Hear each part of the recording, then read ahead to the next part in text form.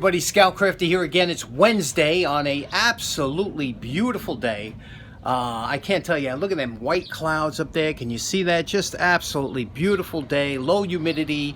We got a lot to talk about. We did a flea market trip and I want to talk a little bit about it. Let's get downstairs real quick. Okay, so last Sunday went to Elephant Trunk Flea Market in New Milford, Connecticut with my girlfriend, and I thought I would bring you along for a little bit, but I just want to tell you one thing. A lot of times when I go to these tool meets and things like that, like the one we have in Long Island, I like to tag along with my mentor, Dan Semmel, who I love to hear his stories about different tools and things like that we pass by.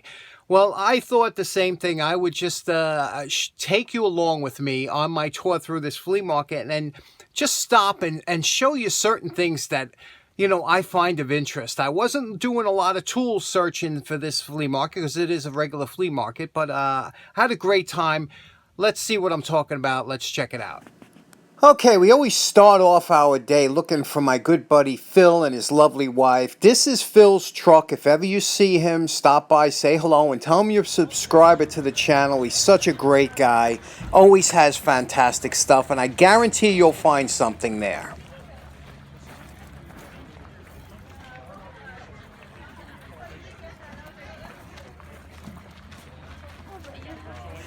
Now there he is. That's Phil the man himself. Remember, say hello.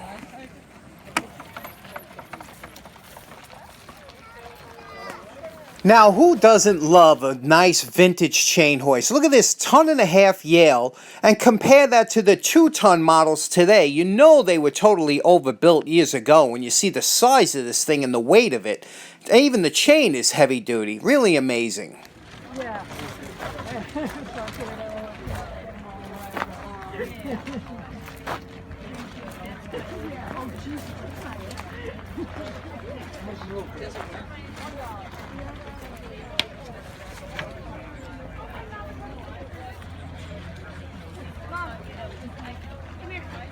Take your time, you never know what you find. Now, every once in a while, you'll find a dealer who has the same likes as you do. And this gentleman here is like my brother from another mother. He just loves everything I love. Everything he had at his table, I was drooling over. What a nice guy, too. And just fantastic stuff. Everything here, this is just what I love. I love all this kind of stuff. He had vintage gum dispensers. Really great stuff.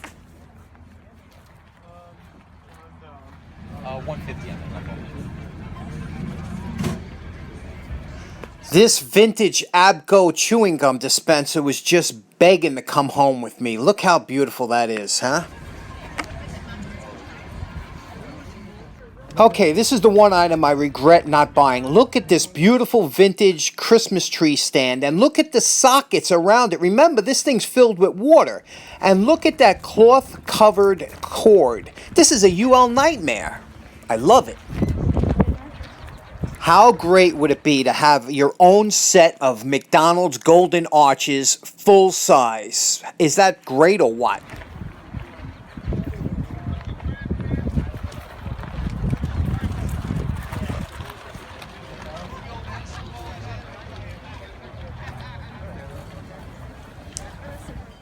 Now, if you have one of these in your house, you know that you're not worried about what other people think.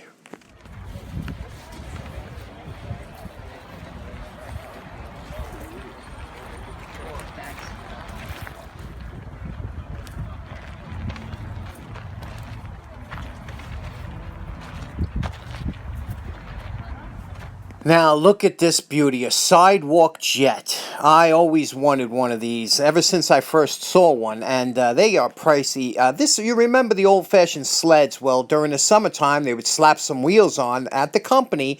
They called them a flexi racer, and these were the bomb back in the 50s, but I never seen one or had one on my block. But imagine riding down the block with this back in the day, no helmet.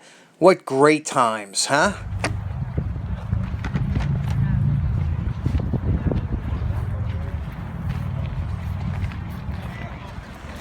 Now, I'm not a thief by nature, but every time the doctor would leave me in a room with one of these jars filled with all kinds of stuff, I always had the urge to just grab one.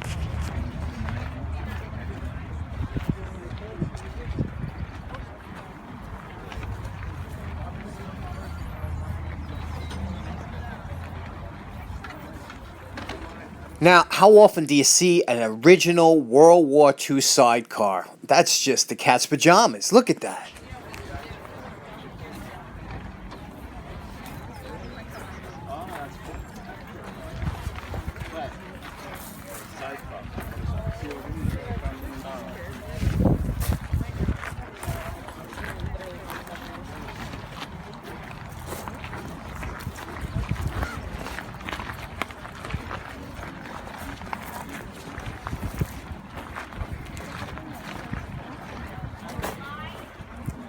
John, what'd you find?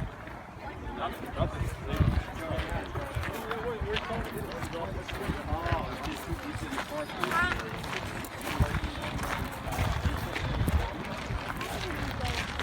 Oh, I love Italian art.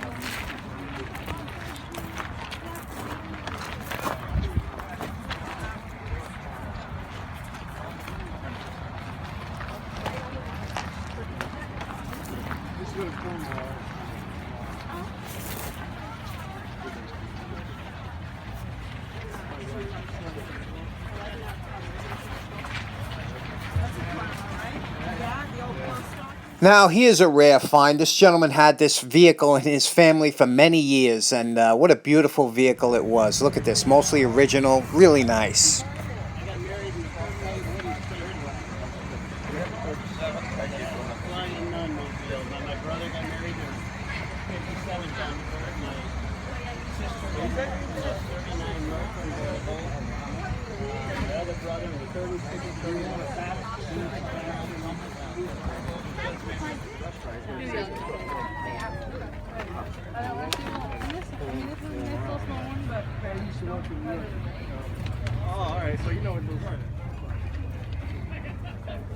Now, back in the 50s, Renwall Model Company came out with a bunch of visible kits. They made all kinds of visible engines, visible chassis, visible people, and what they were the plastic clear-coated kits that you could see how things worked inside. And they were very popular back in the day. I wonder if any of you had one of them, but I always wanted to put one of these together. I think they make a great display to have in your cabinet or something, and especially if you get one and it looks really nice if you do it up right. Very nicely done.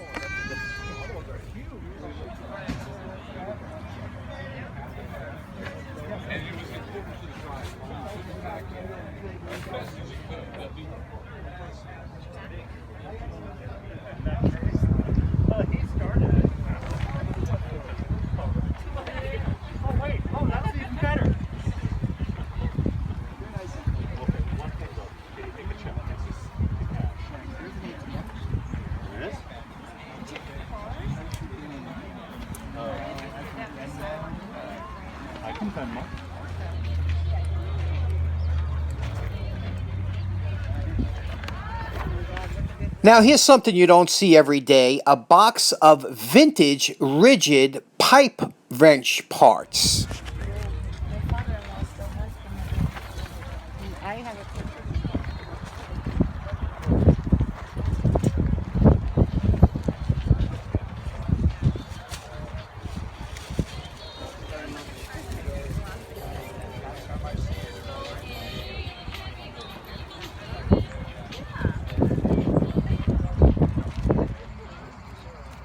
Here is something I never saw before. This is called a Sudan Chair, and what it was a chair that was made to carry people. How interesting is that?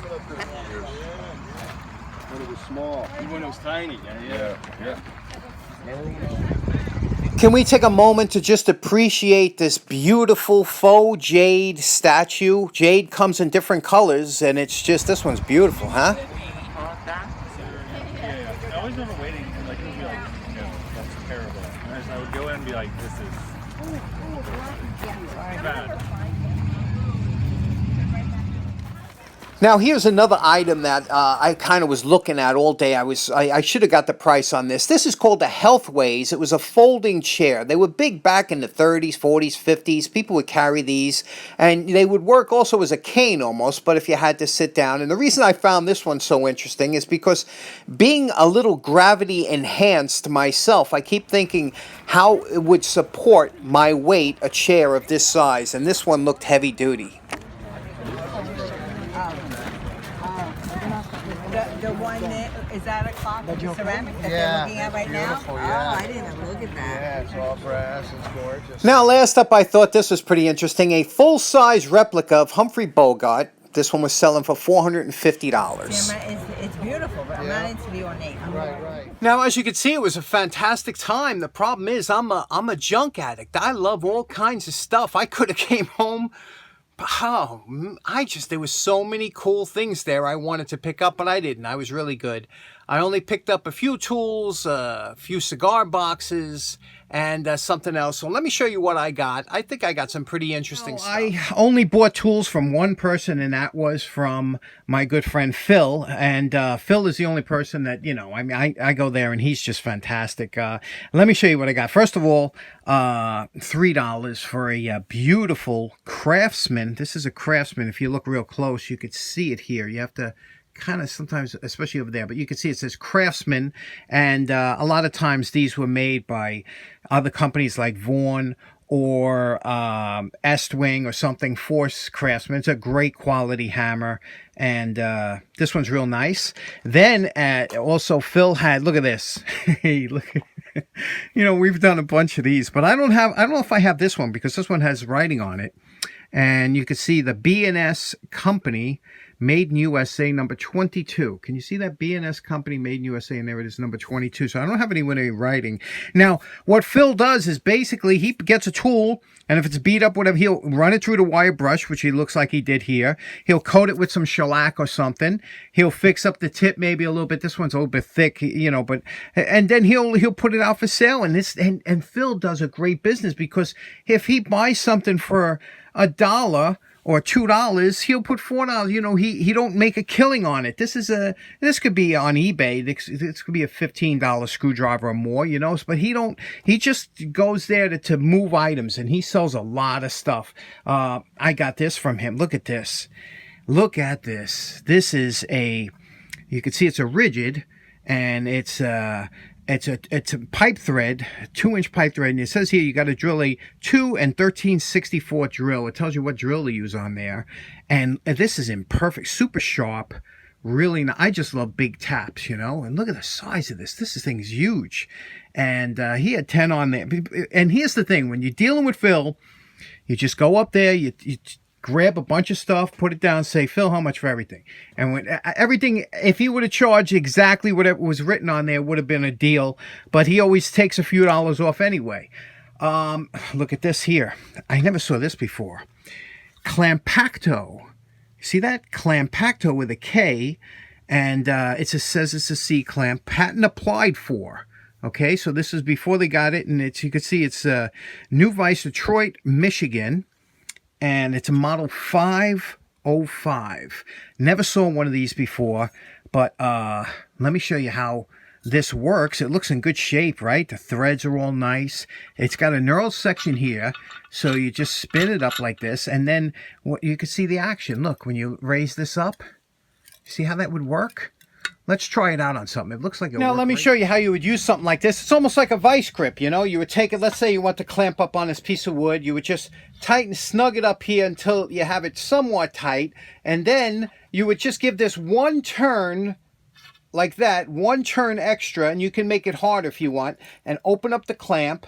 And then you can see here what happens when you press down. Look at you see how that locks in? That's solid, And to release it, obviously like this, so you can do this. It's great for different setups.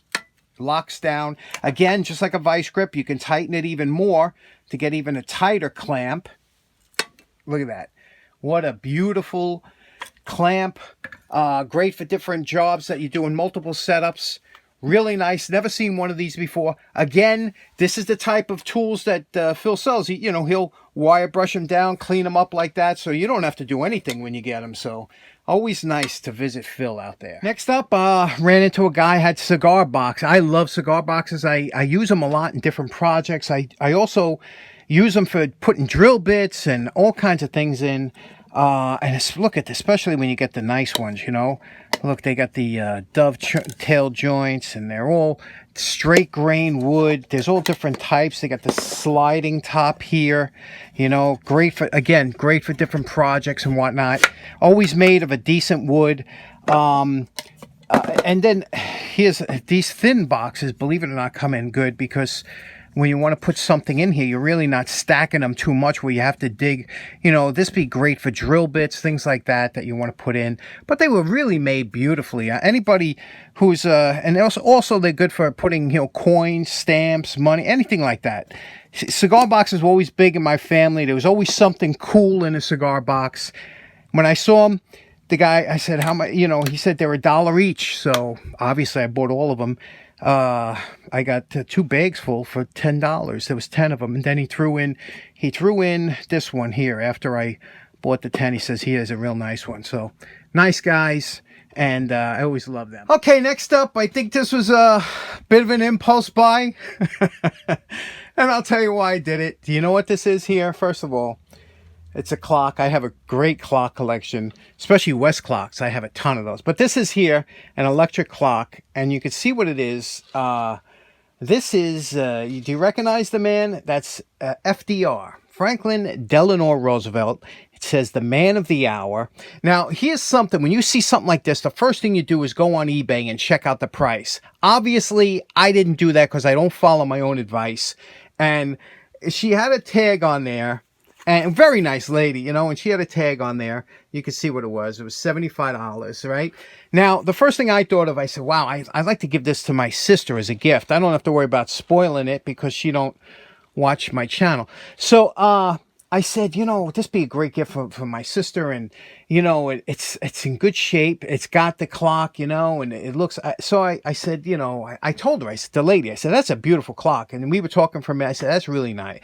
And that's my way of bargaining. I say, unlike most people that try and, you know, chew the person down, I tell them how nice that item is and how it's, you know, it's well worth the money. But, you know, and then I say, what could you do on it? And she's like, well, you know, and then they like you and they want you to have it. So she gave it to me for $60. I went on eBay afterwards. I found there was a lot of them out there, but they're all missing the clock, and they all run about $60 without the clock. And with the clock, they can run up, you know, $120, $150. So I'm happy with what I paid. What's interesting is it was bronze plated. The clock does. They said it works. It's bronze plated, and then I was looking it up, and somebody said that it was made of copper, but bronze plated copper. So it's non-ferrous. This is a magnet, heavy magnet. So it's not magnetic. And, you know, it's pretty cool. I wonder, because it's got that kind of greenish glow, what you get from copper. I don't know. I don't know what I want to do with it as far as cleaning up. Let me check the clock, make sure that Now, works. The gentleman said that you have to spin this. There's a little, you see that? You got to spin that thing, he said, when you plug it in. So I'm going to plug it in now. Okay, it's plugged in. I'm going to give this a spin. Oh, there you go. Look. I guess you got to do a spin start on that thing. Can you see it spinning? And let's see. These, I'll tell you, the electric clocks from years ago, they don't break. Those things were made to last for years and years. I got one in my kitchen that's been running for 50 years, 60 years, never loses any time. Look at that. That's pretty, huh? And it works good. So, yeah, Franklin Delano Roosevelt. He was quite a president, wasn't he? Yeah, got that. So in closing, what do you think about the junk I got, huh? I have to tell you, you know, if ever you see me at a flea market or something, or we have a lot of fun talking about different stuff. You don't have to spend anything at a flea market. Just walk around and look at the stuff and just reminisce and have a good time talking about it. That's the best part of it. So if you can, when the weather gets out, get out there, walk around, have a good time, and enjoy yourself. Thanks very much for tuning in. Hope you have a great day. Take care now. Bye-bye.